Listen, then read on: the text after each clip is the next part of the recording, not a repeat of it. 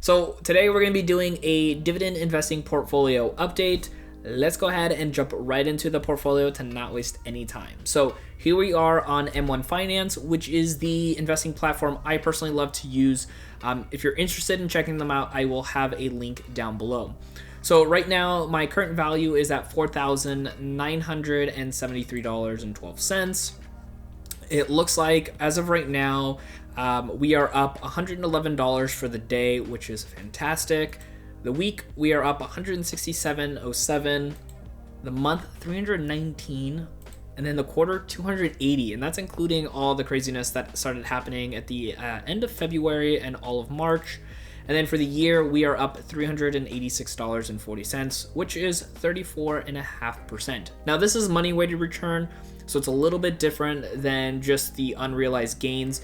This is essentially meaning if I sold a company for a profit and kept that money in the overall brokerage account and used it for something else, that is still showing up here, which I love. Because I can go into my holdings, and I can see here for unrealized gains, I'm up $194.78, which is 4% of my portfolio. But that for me personally is just not a true representation because, yeah, I sold some stock for some really good profit, but that wouldn't showcase in the unrealized gains because, of course, I did realize them. But that is beyond just that. Now, this is, of course, my main portfolio that I focus in on for dividends. So we're going to take a look here. I actually have things split up into different sectors. So if you're not too familiar, M1 Finance lets you kind of split things up into different areas. I have a tech sector, financial sector. I have Vanguard, which is a ETF right over here with VOO. I keep that by itself since it essentially is a culmination of a bunch of different stocks. Then I have my consumer products, my retail, real estate, industries, and then health as well too. So we'll go into each one here individually, see the different companies we have. But one thing I want to show you too, if I go into my research, click on my pies, I can go ahead and click on my overall portfolio and show you kind of some information here. So right now I have 31 holdings, including the Vanguard ETF. My dividend yield is 3.55%.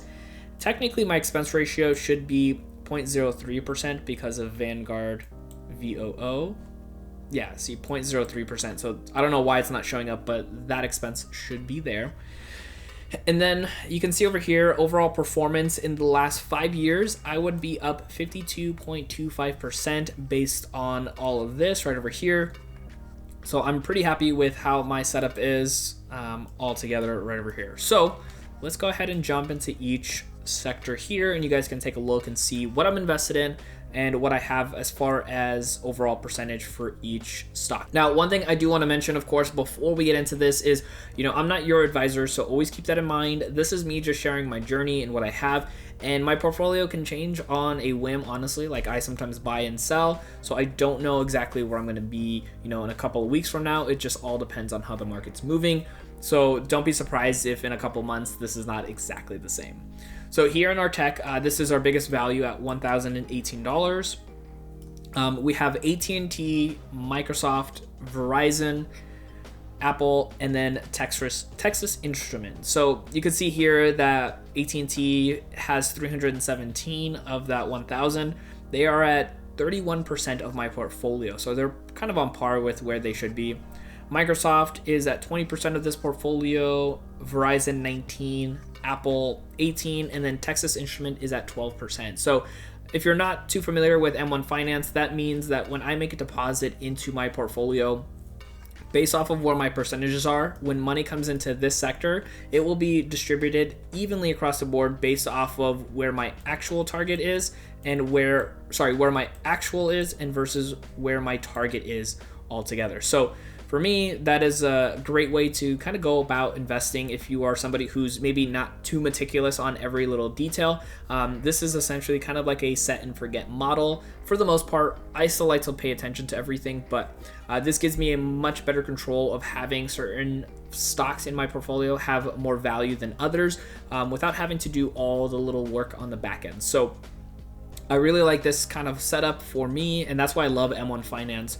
So if we go into these stocks individually, like AT&T, we're going to see here that I actually have about 10 shares of AT&T because M1 Finance lets you do fractional shares, which is my favorite thing in the world. Their average share price that I have with them is $30.71, which is a little bit lower than the market price because the market did go up today. So that is really, really nice for me. If we go into Microsoft, we can see here, Microsoft has 1.1 shares and average share price is $156.89. So I was buying into them, but I slowed down a little bit and I was buying into some other stocks.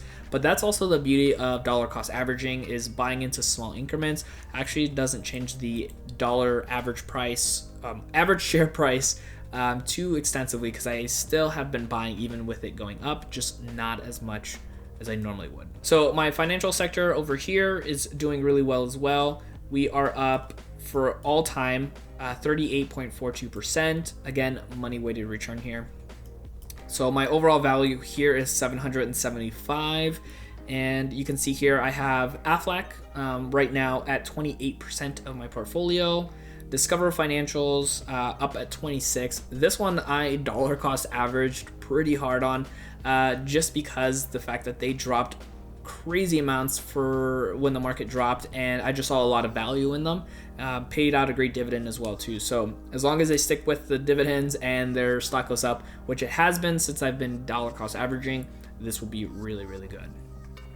I also have Ally over here at 16%. We got MasterCard at 15% of this portfolio, and then we got Visa at 15% of the portfolio. Now, MasterCard and Visa currently aren't where their target is, so if I do any deposits, a good chunk of it is going to go into those two stocks themselves.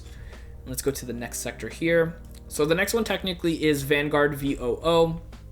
So this one right over here is 15% of my portfolio, and I have 2.65 shares of this stock. Now, this is one of my favorite ETFs personally.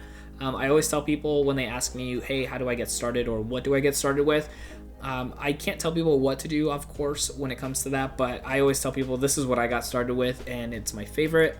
It's gone down significantly since I started this portfolio. I started it at 90% of my overall portfolio, but as I got more confident and comfortable with investing, it's gone down. I don't think I'll wipe it away from the portfolio entirely, but I never know, because that was, 90%, now it's 15%. So next up here, we have the consumer products. So in consumer products, total value is $636.41. And we can see here we have Coca-Cola at 20%, Hasbro 20%, Pepsi, Procter & Gamble, and Kraft Heinz. All of these are at 20%. I didn't really want one weighted more than the others for the most part for now. I did want all of them to get a healthy amount with every deposit. So that's kind of why I kept it there. This one is actually performing quite a bit less than all the other sectors, so there's still hopefully some good value here if I want to keep investing more into this. Let's go ahead and check. Next is going to be retail. So retail has $575 into this, and we have a couple companies here. We have Ross at 30%, and then we have Home Depot at 25% of this portfolio, Target at 21%, Costco at 12%, and then we have Starbucks at 12% as well. So this portfolio is doing, it shows really well, but part of that reason was because I believe I had some stocks in here that I sold for a really good profit. Actually, I did. You can see it right over here. So I sold it, and then I actually kept the money off for a moment, and then I rebought back into it. So that's why I love the money weighted returns, because if not, I would not know that this overall portfolio, or pie I should say, had some really good gains because of some of the stocks that I ended up selling out of. I don't try to do it often where I'm selling out of the companies I'm in, but sometimes those stocks just skyrocket to the point where it almost doesn't make any sense why they did, so I try to capitalize on the gains as quickly as possible. Next up is going to be our real estate. This real estate and all, so real estate is actually the only sector that is currently down for the money weighted return here. And a lot of this has to do with what most people probably have in their portfolio, and that's with NRZ. So I'm still down pretty heavy on NRZ, but I've actually dollar cost averaged on them. So that helps a lot, and hopefully it will come back, which I believe it will, because if not, I would have sold it a lot earlier. But going back to this, I have $552 in this overall account.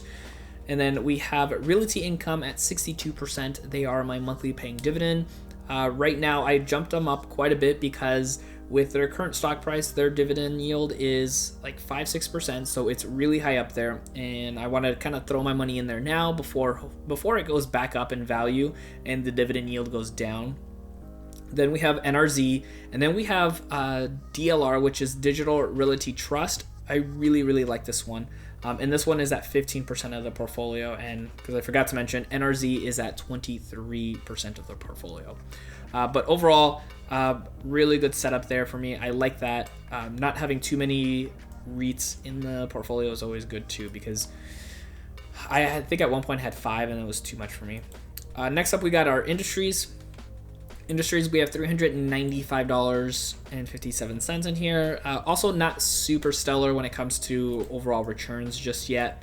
I think there's still some great opportunity though from where the market is.